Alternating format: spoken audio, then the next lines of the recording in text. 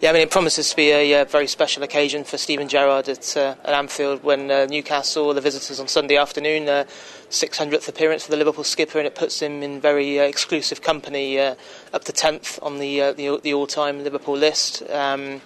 Obviously it's very difficult to even begin to put into words what Steven Gerrard has contributed to Liverpool over the past 14 years. You remember the day when he came on against Blackburn Rovers, replacing Vegard Hegem back in 1998, and he is arguably the greatest player who's ever pulled on a Liverpool shirt. I think he vies for that position with Kenny Dalglish, and obviously it's very difficult to pick between the two of them. I mean, Gerrard has been the inspirational driving force behind Liverpool for over a decade now. He's led the club brilliantly. He's an inspirational figure that he brings out the best in players around him. We saw that just this week. Liverpool had a very disappointing cup exit at the hands of Swansea, but it took the introduction of Gerrard in the second half to completely transform Liverpool, and he's done that time and time again over the last 14 years. He's been that driving force and that inspiration. He's turned numerous games on their head. Everyone obviously remember the Istanbul final in 2005, and he was certainly the inspiration that night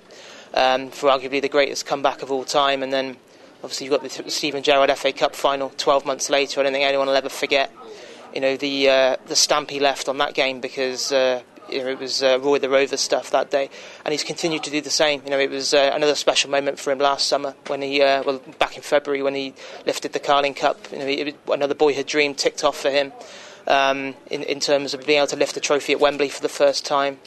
He's gone on now. Obviously, he's the established full-time England captain, and rightly so.